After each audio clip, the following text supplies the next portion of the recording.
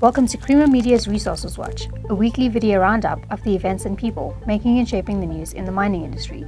This week, uranium mine moving closer to production. Operationally, 2024 was a strong year for Glencore, and high-flying DRDGOLD's 18th consecutive dividend illuminated by 50% higher payout. The Namibia-based Etango uranium project of Australian uranium development company Bannerman Energy is advancing towards production, with first uranium output expected in 2028. Namibia, as you may or may not know, is probably the third largest uranium producer at the moment. So they currently have 3 mines operational.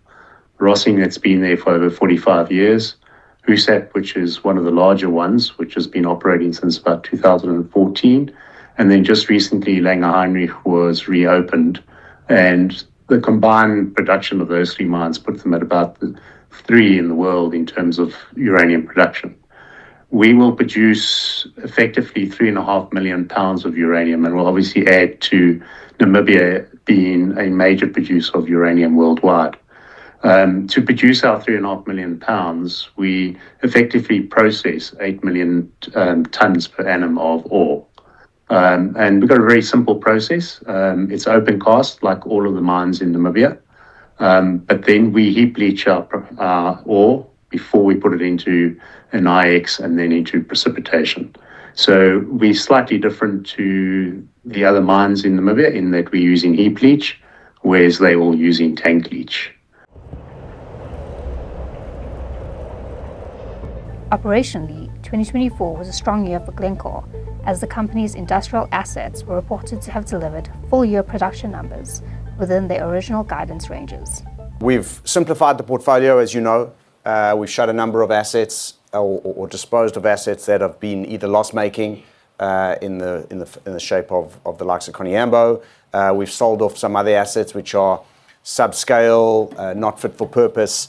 So we've shut or disposed of more than 20 assets, leaving us with a portfolio of terrific, long-life, low-cost assets in good geographies around the world, well-diversified, giving us that long-life, low-cost base to be able to project into the future, delivering the commodities at low cost to our customers. At the same time, we've also enhanced our portfolio of organic projects, just in terms of our resource base and probably what our 2 key commodities are where we have. Obviously, we've added out EVR. That's approximately 800 million tons of additional marketable reserves. Of course, the resource base is much bigger.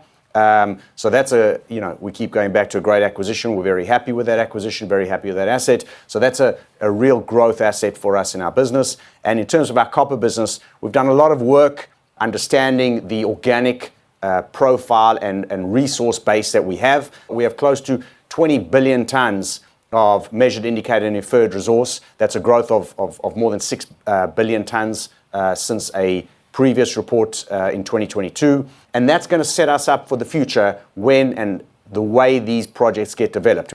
The other part of our business that we've been very busy on and we've done very successfully for many, many years is the M&A side of our business.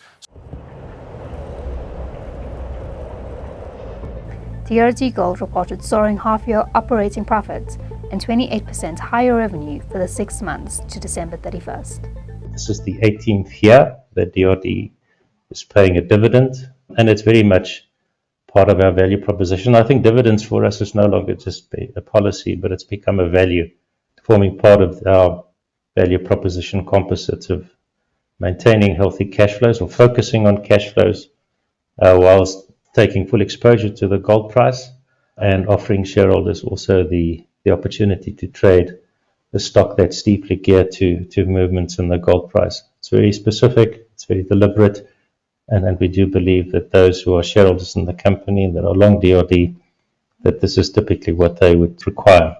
I think paying a dividend and focusing on paying a dividend requires financial discipline, and that financial discipline flows through also in the way that we manage our costs. So getting into the essence of the presentation itself, as you could see that the financial performance of the business has been good, and that's on the back obviously of steady performance in order to take advantage of a very healthy gold price you need to be able to produce, and our operations manage to do just that. For mining news as it breaks, stay logged on to miningweekly.com and register for our free daily newsletter.